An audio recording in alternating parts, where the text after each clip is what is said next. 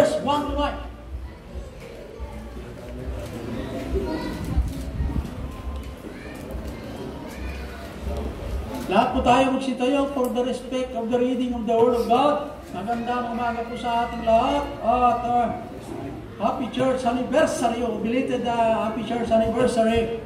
At wala ako nung panahon na kayo po nagkaroon ng anniversary. Di bali, ikinagagalak ko naman na natapos ang ating anniversary dahil ang aming panalangin ay nandito po sa inyo noong panahon na yun at hindi lang po yun.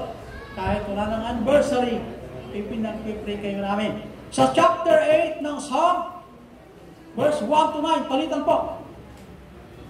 O Lord, our Lord, how excellent is thy name in all the earth, who has set thy glory above the heavens too. Out of the mouth of babes and sucklings has flown, for this strength because of thy enemies, that thou mightest still the enemy and the loving good. When I consider the heavens, the work of thy fingers, the moon and thy stars, which thou hast ordained. Wise man, that thou art mindful of me, and the Son of Man, that thou visitest him. For thou hast made him a little lower than the angels, and hast crowned him with glory and honor. 6. Thou mightest him to have dominion over the works of thy hands. Thou hast put all things under his feet. All sheep and oxen, ye and the beasts of the field. 8. The fowl of the air and the fish of the sea, and whatsoever passeth through the paths of the seas. Sabay tayo ng 9 go.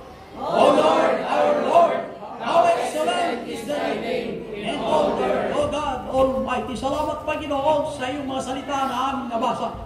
Salamat po Diyos sa mga members, mga first-timers, second-timers, ang mga old members na nandito ngayon naman. Sa magitan na iyong presensya ay magkaroon kami o Diyos ng encouragement. Sa magitan na iyong mga salita. Dalain ko po, Panginoon, na buksan mo ang aming puso upang maunawa ng mensahe. Ganon din po mga kapatiran sa ibang bansa na hamunin mo sila o Diyos na makipagkaisa sa gawain po ng Gethsemane, na iyon po ang provision ng maraming kaluluwang maligtas sa bayan po ng San Mateo. Hindi lang po doon, din po sa Barangay Salvation ng Alicia, sa pamumuno po ni Preacher Junjun Rafael. Nanaw Panginoon, gamitin po ang iyong lingkod doon at ganoon din po dito. Dalayan ko Diyos na patawarin niyo kami Ama sa aming mga nagawang kasalanan. Dahil thy servant, O Father, I am a man of nothing. I can do nothing at all, O Father, without thy help. I remain vanity. I pray, Father, by thy grace and mercy, that thy provisions and thy word will be speak out to challenge us for tomorrow. Salamat sa mga nanalangin ng mga members sa karagdagan ng buhay ni Sister Bernadette at yan din po sa kanyang pong paglago o fast recovery magamit sa iyong misteryo. Yan din po sa lahat may sakit na members, spiritually or physically. Please cure the problems, Father. Cure their yung kung visa na mayroon sila upang magamit sila sa part of the gospel. Salamat sa mga blessing. In Jesus Christ, Amen. Lahat po magsiyuko. Dito po sa 8 ng Salmistang David, 1 to 9. Ito po ay binanggit ng Bible.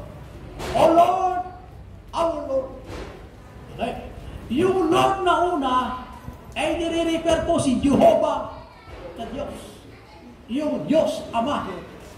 Yung our Lord, iyon po ay tinutukoy po, iyon po pagtawag o address sa Kanya.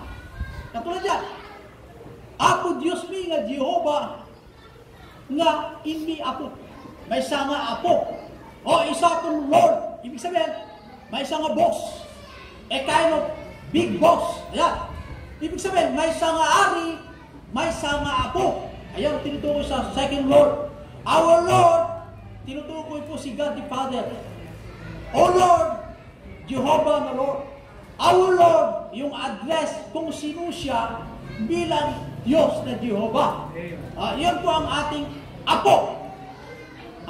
Pag tinawag kasi na apo, ay matindi yun, kapatid. Sa parte ng Ifugao, pag sinabi siya ang ating apo, pinuno ibig sabihin noon. Address sa pinuno. Apo, nasusunod. Walang hindi nasunod. Ganyan po. Pero dito po, bukod na siya po ay boss o apo, how excellent is thy name. Excellent.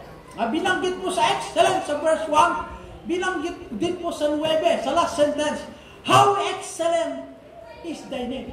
Pangalan pa lang excellent na. Saan ka nakakita ng tao sa lupa na pangalan na excellent? Itong si Dr. Jose Rizal ay excellent. Ito basahin natin. Out of the mouth of babes and sucklings hast thou ordained strength because of thine enemies, that thou mightest still the enemy in the avenger. Yung pong bibig, yung pong nagdedede pa lang, nagdedede, yung mga katulad ng bata. Yung nagdedede pa lang sa ng mother. Okay. At saka yung sucklings.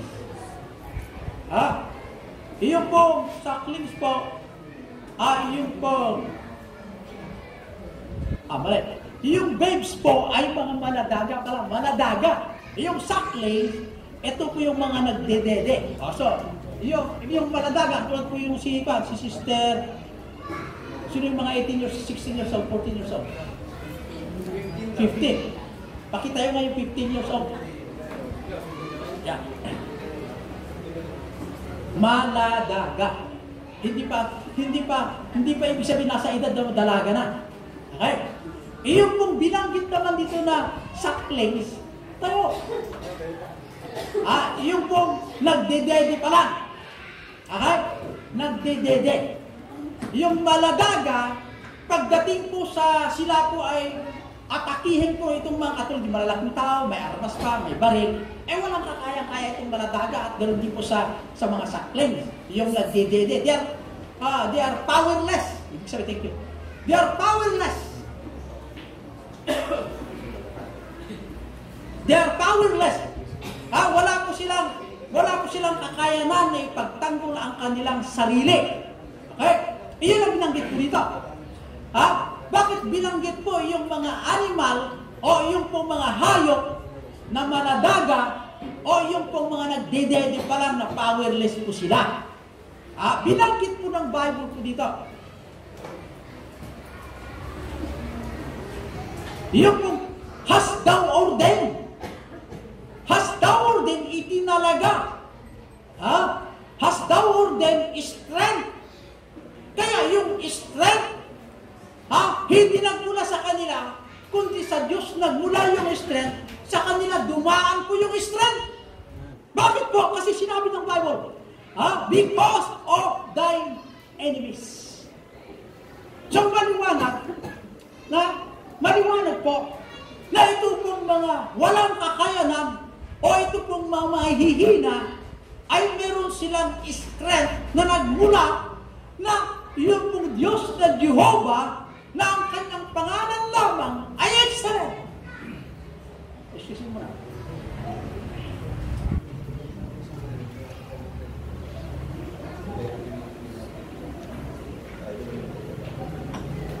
Tagal lang kasi hindi ako nag-speech mga kapatid. Kaya, bago ulit. Okay, the title of this message, God's Glory and Man's Dominion. Nasa 12th church anniversary po tayo. Ma'am Prinalyn. 12th church anniversary. Ibig sabihin, 12 na taon pa lang na ang church o ang gawain. God's glory and man's dominion. Ang kadakilaan ng Diyos at ang tao na hinawakan. Ni Ilocano ni Apo Diyos na tanog tinagan na. Kahit ti tao, naagdaan mo iti makumpuna nga inigaman na nga kaharian. O meron siyang pinagkatiwalaan. Anya yung dominion na yan. Kitingnan niyo po. Heaven and earth ay nagmula sa Diyos. Yung langit at ang lupa ay likha ng Diyos yan. Pero sa langit ka lang pagtitinganan mo ng langit, gawa ng Diyos yan. Yung langit na nakikita mo, ipinapakita niya ang kadakilaan ng Diyos na hindi kayang ibigay ng tao na lumikha ang langit. Sino yung naglagay po, yung tinutukoy ng Bible, yung moon o star sa taas? At yung mga nasa taas, lahat na nandoon, ay gawa ng Diyos. Kaya ba ng taong gawan yan? O kaya ba ng tao na gawin o gumawa ng langit? Kaya, ang Diyos, ang kanyang pangalan ay dakila, dahil pag nakita mo ang langit, yun pong langit na yan, ipinapakita sa atin yung kadakilaan ng Diyos na hindi natin naintindihan dahil parang natural lang sa atin yung langit. Kaya ba natin kung Diyos ang langit? Nangahirap gawin nila. Kahit anong gagawin ng science sa lupa, hindi na nila kaya gumawa ng langit. Ang maliwanag, heaven and earth, ginawa ng Diyos. Amen. Pero yung ginawa ng Diyos na langit, gumawa rin ng Diyos ang lupa. Na ang lupang ito na nakikita natin, pag-aari ng Diyos yan. Tingnan mo, pagbasahin mo sa Genesis, yung lupa na pag-aari ng Diyos, ipinagkaloob sa tao. Nasa Genesis yun ibinigay kay Adan ang pamumuno o pamamahala sa lupa. Na ang lupang iyan ay gagamitin din po na pagpupuri sa Diyos. Hindi mo gagamitin pagpupuri sa sarili natin. Amen. O saan ang mula yung mga ganyan? Di ba galing din sa lupa yan? Wala galing sa langit. Ayun, ganyan. Malburo siya ng galing yan. Sa lupa. Pero hindi plano ng Diyos na gamitin niyo ang lupa para magkaroon ng ganyan o yung ganyan. Kundi gagamitin niyo ang lupa na hanap buhay niyo na yumaman ng tao sa lupa sa pamamalakan ng Diyos. Pamamalakan ng Diyos. Kasi siyang may-ari ang buhay natin, siya rin ang may-ari ang lahat, kaya pinagkatiwala ang Diyos yung lupain sa tao. Pero ang tao, hindi nagsinunod yung gusto ng Diyos kung paano pamahalaan ang lupa. Hello? Amen. Unang puntos. Sa Matthew 21, 15, 16. Matthew 21. Buksan natin. Open with me your Bible. Baka sabihin nyo, wala nga sa Bible. Nandito sa Bible, mga kapatid. Open with me your Bible sa Matthew. Libro ng Matthew sa New Testament po. Matthew 21. Verse, yung walang Bible, walang baril. Makinig na lang po dito. Hindi siya walang baril. 21 verse 15. Ng Matthew. Dito mga kapatid, mga bisita, open Bible tayo dito. Hindi po pinagbabawal ang magbasa ng Bible. Dito po ay open. Amen. Kaya lang King James Version. Sa 15:16. And when the chief priests and his scribes saw the wonderful things that he did, and the children crying in the temple and saying, Hosanna to the Son of David, they were so displeased. Yung na-displeased po yung mga chief priests. Kasi may mga hari na mga papare. No? Sa 16, and said unto him, Hearest thou what this say? And Jesus said unto them, Yea, have ye never read out of the mouth of babes and sucklings, thou hast perfected praise. Kaya yung pong mga maladaga, yung mga nagdedede pa lang, hindi lang po sa malalakas ng galing ang pagpupuri sa Diyos. Kahit sa mahihina, pwede gamitin ng Diyos na malakas. Yung nagdedede, paano mo magagamit sa ministry ko yung nagdedede? Walang lakas yan. Hindi alam umawit. Pwede gamitin ng Diyos. Dahil kung gusto ng Diyos, kung naisip man ng Diyos, gamitin niya, pwede sa Diyos. Amen. Sa atin kasi, hindi ko alam magsimuling pastor. Hindi yan ang basihan. The mouth of the babes and sucklings hast thou ordained. Mouth, ang kanilang bibig. Mabuti pa nga itong mga animal. Bakit binanggit pa ang animal? Yung kanilang bibig nagagamit sa pagpupuri sa Diyos. Bakit? Tingnan mo si Pedro. Bakit si Pedro? Mahirap naman si Peter. Ba't sino ba si Peter? Si Peter, isa lang pong mangingisda. Bukod sa siya ay mangingisda, wala na pong ibang pinag-aralan kung basahin mo ang Bible, kung anong tinapos ni Peter. Mangingisda lang, expert sa pangingisda. Ang pangingisda, alam nila ang time, kung paano sila makahuli ng marami, alam din nila kung paano mawalaan ang mga isda sa karagatan. Alam din nila kung kailan nandun yung mga isda. Kasi experience si Peter. Pero hindi yan ang sukatan. Sa larangan ng paglilingkod, hindi yan ang hinahanap ng Diyos. Ang hinahanap ng Diyos ay yung mga men na open ang kanilang heart na magamit sa ministry. Katulad po ni Adan sa Old Testament. Sinabi ng Diyos, O Adan, ikaw ngayon ang mamamahala sa mga hayop, mamamahala sa lahat ng gumagapang sa lupa, at karagatan, at dagat, ang mga tubig at lahat sa kabundukan, ikaw ngayon ang mamahala. Pero ang mga bagay nito, gamitin mo to praise the Lord, who made heaven and earth. Pero si Adan nagkasala, doon ngayon naputol ang relasyon sa Diyos. Si Joseph at saka si Mary. Ba't sino ba si Joseph? Sino naman si Mary? Pagdating po sa secular na kalagayan. Sila po ba ay mayroon po wala? They are nothing in society. Pero ang kanilang heart, matuwid sa Diyos. Amen. Ginamit ng Diyos ang mga ito. Si Moses po ay pinag-aral ni King Pharaoh sa tradisyon ng po ng Egypt. Siya po ay naging marunong sa kautusan ng tradisyon. Pero baliwala po sa Diyos yan, hindi po kinikilala ng karunungan na yan. Hanggang si Moses po ay sinurrender niya ang kanyang kaalaman. It is better to be with the Lord rather than the riches of Egypt. Sino naman si Moses? Si Joseph, the governor of Egypt. Sino naman siya?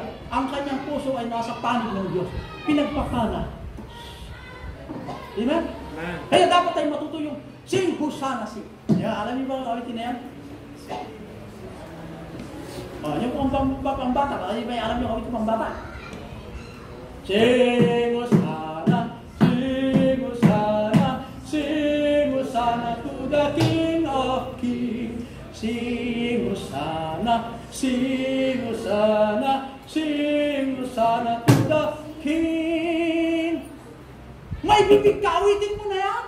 Kailan mo gagamitin? Papurihin mo ang Diyos.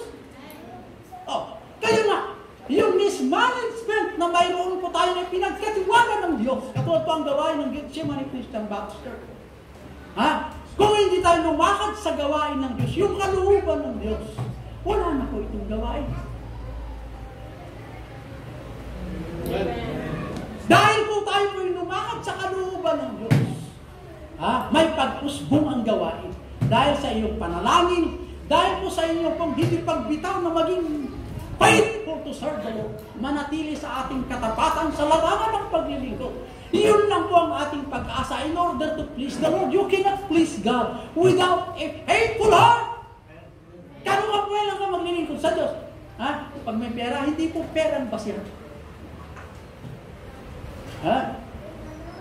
Ang alawang puntos. Bastos niya. Psalm 89, verse 11. In thy name shall they rejoice all the day. In thy name. Sa pangalan lamang po ng Panginoon, they rejoice all the day. Yung all the day, walang sinabi na linggo lamang. Lunes, Martes, Merkules, Huwebes, Biyernes, Sabado, Linggo. All the day yan. Baka sabihin nyo, sa linggo lang ako magpupuri. Sa Lunes ay kay Satan naman. Ay, hindi gano'n. Bakit? Yung pastor hindi naman ako naglilingkod kay Satan, pero yung inaawit ko para kay Satan. Yun ang problema kayo. Pag sa linggo, all the day, hindi gano'n, not 24 hours. Lahat ng araw, rejoicing. Bakit hindi ka nag-rejoice? Kasi gusto mo isingit yung aawitin. Ano yung aawitin? Yung kanta ni Sharon. Di ba naman yung mabulit yung mga patay? Ano ba kanta? Ni Gary Valenciano. Sino umawit kay Gary? Brother Edvan. Sino umawit kay Gary Valenciano? Alam mo, may mga ano dito Fernando po. Ayan. Si Brother Fernando po, the King. Ang mga bagay mayroon po sa lupa. Tingnan nyo Pinagkatiwala ang Diyos ang lupa. Ito ngayon ang ginawa ng tao. Ang tao naman gumawa po ng kahoy na rebulto. Yun din ang kanyang Diyos. Bakit Diyos? Linulukuran.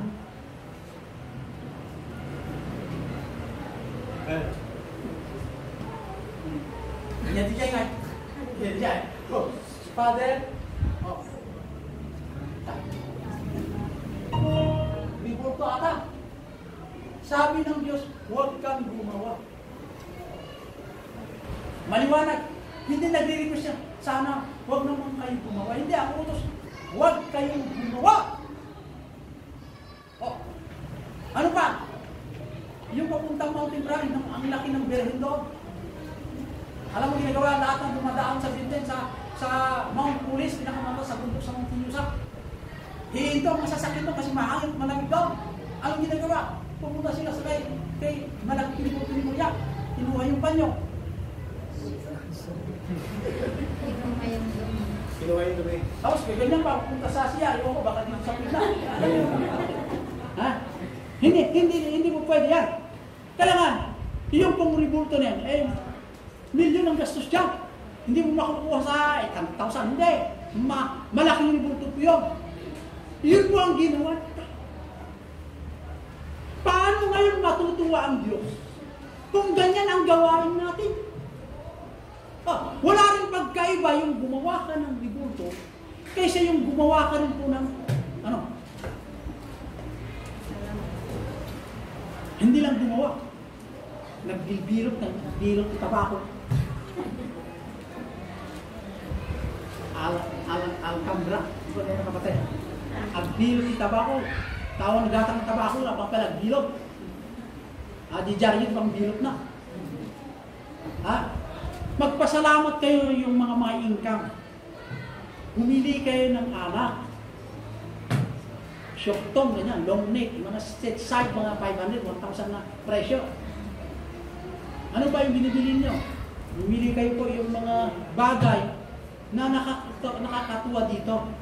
Kung gagastos ka rin lang ng pera, unahin mo yung matuwa, yung nagbigay sa iyo ng lakas. Amen.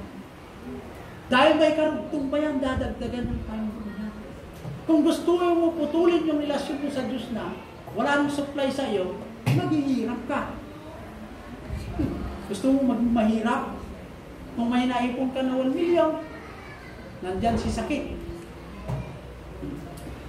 Dumating sa iyo ang sakit sa atin, gagastos ka.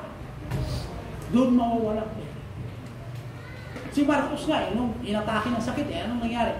Kahit nakatagong bilyon na dolyar, may nagawa ba ang bilyon? Nipon mo yung pera. May nagawa ba? Mayroon naman namatay na magaling na doktor. Bakit ang mga doktor hindi namatay? Namatay din naman yan.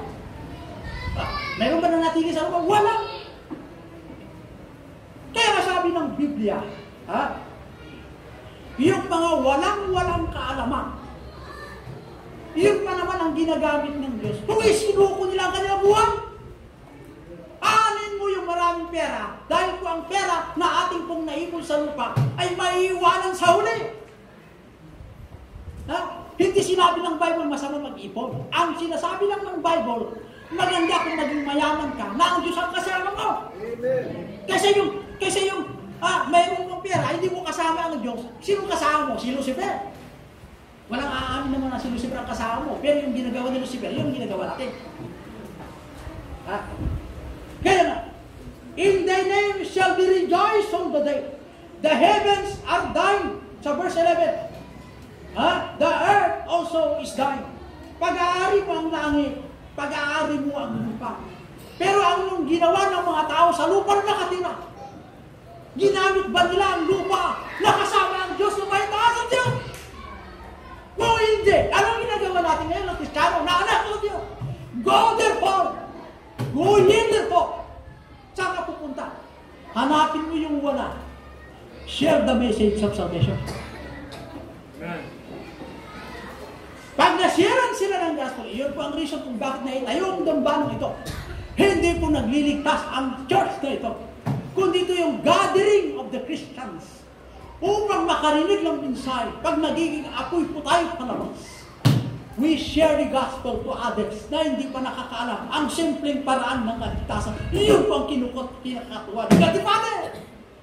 Pag natutuwa ni God the Father sa atin, pag humingi ka, ibibigay ng gusto. Alam niyo, I challenge you in verse. Nung umakyat ka, we pray hard for you. Nung nakaakyat ka na, hindi ka nang nakalimot. Dapat, pag tayo po umaakyat pa lang na nalangin, pag nasa taas ka na, mananalangin ka pa rin. Bakit? Ha? Yung mga politician, magaling pa yung mga politician eh. Ha? When you go up, the same people you meet, going down. Autonomy or governor. Dating yung araw na ikaw rin ay bababa. Walang tumaas na hindi bumaba. Maliban sa Diyos. Okay? Lahat ng tao na tumaas, babagsak din sa buhay. Sa ayaw mo gusto. Ha? Kaya nga, in thy name shall they rejoice of the day. Kung computin mo kung kailan ka o ilang beses ka naglingkod sa Diyos, computin mo. Ha? Lunes, Martes, Miyerkules, Huwebes, Biyernes, Sabado, Linggo. Ilang beses ka nang nalangin sa Lunes, ilang beses ka sa Martes, ilang beses ka sa ano. Nung ikaw ay naging success sa iyong pangarap, ilang beses ka nalangin. Kung nung wala kang pera, wala kang sigarilyo. Nung wala kang pera, walang bisyo. Nung mayroon kang pera, sa katutak ng bisyo. Hindi mo alam ginamit ang pera pinagkaloob sa iyo. Di ba mas maganda? Nung wala kang pera, walang bisyo. Kung may pera ka, wala pa rin bisyo. Amen! Di ba gano'n? Ganon sana ang dapat na sa atin. Ha? Ang problema sa atin, di gano'n eh. Nung nagkaroon ng pera, dumami ang bisyo. Dumami pa ang kanyang mga ladies. Kung si Brother Edward, nung wala pa sa kanya, example. Nung walang lady yan. Di ba? Sample lang. Hindi ko sinasabi ito, kuya. Sample lang. Alam ko, sample lang, hindi totoo. Nung na meron na sa taas, meron na pera, 5 na ang lady. Yung pera pinagkaloob ng Diyos, hindi niya po ginamit na ayon sa gusto din ng Diyos. Ginamit niya according to His own ways. Hindi nalulugod ang Diyos. Siyempre sabi na Diyos, hindi ka pagkatiwalaan na, ibababa ka ulit. Tayo pa natin gusto ba natin bumaba ulit? Na walang-wala. Ay, huwag naman natin tayo ng ganyan. Dapat, pag ikaw po ay tumaas, yung pera, wala kang Bible no, meron ka ng Bible ngayon. Ang mahirap dyan, nung tumaas ka, walang Bible. Nung nasa taas ka, wala pa rin Bible. Ang meron po ay pocketbook. Oh. Yung ganyan. Ano ba yung ganyan? Ganyan. Kaya si Diyos, yung paggalit ako si Bede. Tama yung cellphone na yan. Yung cellphone na yan eh. Ha? Maganda sana kung yung laruan ng cellphone. Mayroong laruan daw dyan eh. Hindi ko alam. Mas maganda yung ignorante. Ha? May excuse tayo dyan. Magagaganyan. May laruan daw yung mga cellphone. Sabi ko, pag manalo ka dyan, mayroon bang reward? Wala. O wala pala eh. Kahit 5, wala. Eh, ano para libangan lang. Akala kung manalo ka sana 5 dyan, pwede tayo maglaro dyan. Eh, wala na pala. Kaya, we should control yung pusa ko. Hindi pwede ang gadget, siyang kukontrol sa'yo. Maganda. Edmar, saan ka na? Nagagaling para si Edmar. Edmar! Hindi ba nagpipigosip ka? Hanapin mo, anong doon, nagaganyan. Ayun pala, nakita mo doon, yung mga ladies ka ko. Sumasayaw, tumatuma. Ang ganda-ganda, kaya. Kaya, alam niyo mga kapatid, in order that God will be praised in His name, we should abide. Sumunod po tayo sa gusto niya, sa vision na ito, na nakatira ang banal na Espiritu Santo. Amen. Kailan mo gumagamit ang ating buhay na magiging banal sa harapan ng Diyos kung hindi natin paintulot ang pagkilos ng banal na Espiritu Santo sa katawang hiniram natin? Humihiram lang tayo, kapatid ng buhay. Humihiram lang tayo ng katawan. Humihiram tayo ng hangin. Humihiram tayo ng tubig. Lahat hiniram sa Diyos yan. Hindi mo gagawin sabay na luka. Ha? Hindi mo hindi maganda yan. Panghuli. Di ba, huwag kayo mag-aalala. Alam tayo ng alas alauna. Nasabi, verse 4. Man is like to vanity. For the third point. Ang tao po ay napupunta sa walang kabuluhan. Di tao may padpad, iti kinaubaw ng Pilipano. Ubaw. Ibig sabihin ito ubaw. Ano yung bawaya? Walang kabuluhan, walang kwenta.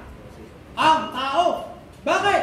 His days are as a shadow that passeth away.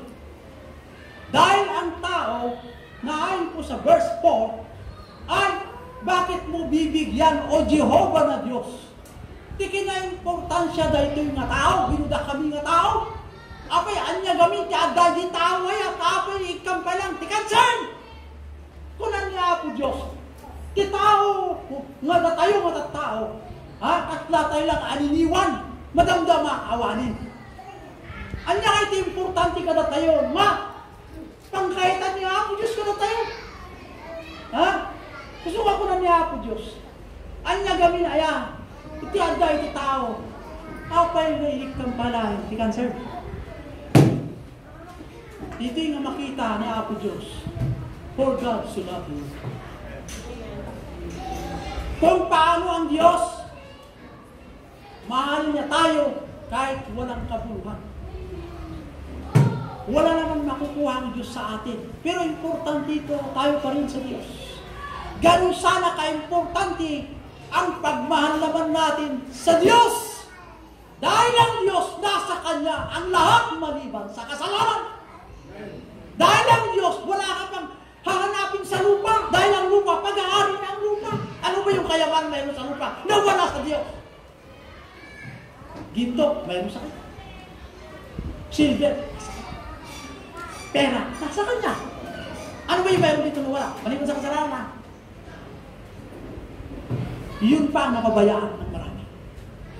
That is the reason behind na kung bakit tayo nagbubuklod, magkaroon ng fellowship, na mahalin natin ang fellowship, hindi dahil sa pastor, hindi dahil sa mga members nandito ngayon, kundi pagkakaroon tayo ng fellowship, dahil mahal natin yung lumikha ng langit at ang lupa, na yun ay niraman natin ang buhay. That is the reason behind. Kung bakit mahal tayo ng Diyos, ayaw kasi ng Diyos na tayo pupunta sa impyerno. Maraming kaluluwa na sa kapaligiran na hindi pa naligtas, hindi pa nila nakilala si Kristo. Ano ang ginagawa natin sa buhay natin inirap? Examine yourself. Let's examine ourselves. Sa verse 6, Thou madest him to have dominion over the works of the hands. Thou hast put all things under his head. Sa Genesis 1:26, how excellent is that? How excellent is that? Si Dr. Jose Rizal, si Alexander the Great, hiram ang kanilang buhay. Ang kanilang karunungan, hiniram. Ang kanilang accomplishment, hindi nagkaroon ng accomplishment ang mga taong bayani kung hindi rin pahintulot ng may kapal. Sino ngayon ang lalapitan o lalapitan natin? Kung hindi rin po yung lumikha ang lahat. Ang Diyos kaya niya ang lahat. Yung kinakatakutan natin, alam mo, mayroong natatakot ka na kayo ng aliyat yun. Al-aliyah, aswang, sino ba? Bukan nyo ay sinabi.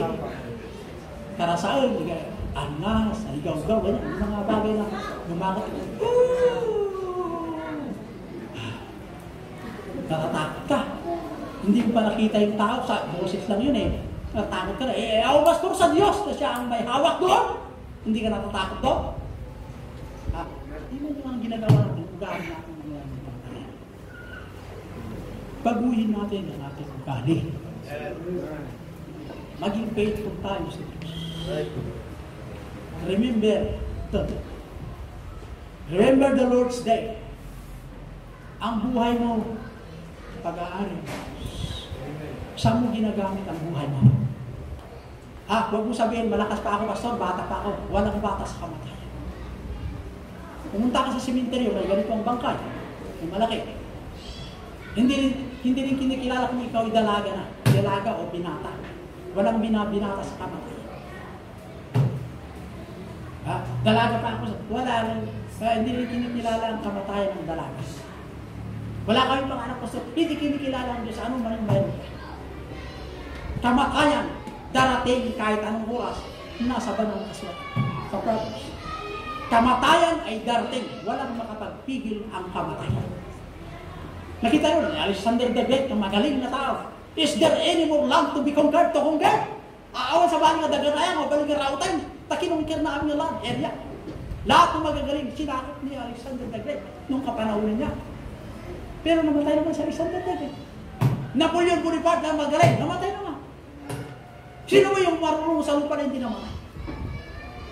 Sabi ng Bible, hawak ng Diyos ang kamatayan. Yung sino pa ang may hawak ng kamatayan, yun pa ang hindi natin ginagalang. Dapat naman na tayo matuto gumalang. Yung may hawak ng buhay, kahit yung kinakatakutan natin, na doon ka natatakot, hawak din ng Diyos yan. Magbago naman tayo mga kapatid. Baguhin natin ang style ng buhay natin. Let God be God in yourself, in your body. Sa lahat ng pangarap mo sa buhay, ipahintulot ng Diyos, siya po ang mag-operate. Dahil pag siya ang nag-operate, mayroon tayong assurance, mayroon tayong kasiguraduhan. Dahil ang Diyos dadalhin tayo, ijay na pinta sa success. Amen?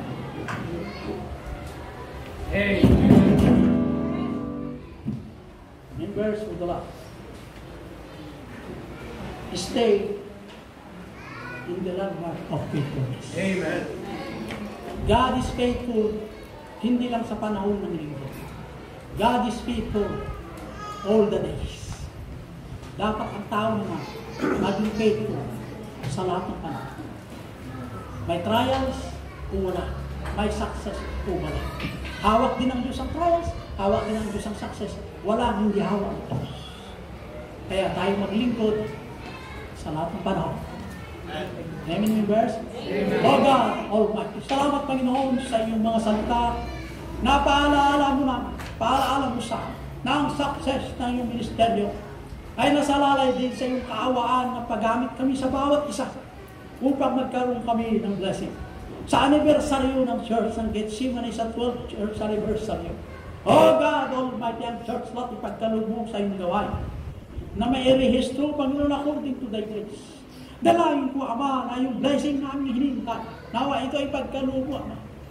At kung hindi mo ipagkaloob, Diyos, kaya mo ibigay ang mga blessing o gumawa ka ng ibang parang, Panginoon. Pero we still believe, O God, in hope, na ang success nasalalay pa rin sa iyong kamay. Ipahintulot ko na ako, Panginoon. Dahil ang success na blessing na darating ay gagamitin din namin sa iyong ministeryo upang magkaroon ng pas o mabilis po ng paglaganap yung mensahe kung kanugon mo lamang, Panginoon. Dalangin ko namin, Ama, na patatagin mo pa ang pananampalataya ng bawat isa na manatili, O Diyos, na maging tapat sa larangan ng paglilingkod sa lahat ng panahon sa buhay po namin hinirang. Dalangin ko hindi lang po sa bayan ng San Mateo, mga members ko dito, kundi ang mga kapatid na nasa ibang bansa, sa Norway, sa Singapore, ganun din po sa Hong Kong, and at the same time sa Spain. Mga kapatiran doon, gabayan mo sila sana maging hamon sa inyo, O God, ang isa. Ganun din po sa mga kapatiran nandito. I pray, O great God, na nawa ikaw ang kumilos sa bawat isa sa amin, na kami po'y manatiling mapakumbaba sa lahat ng panahon.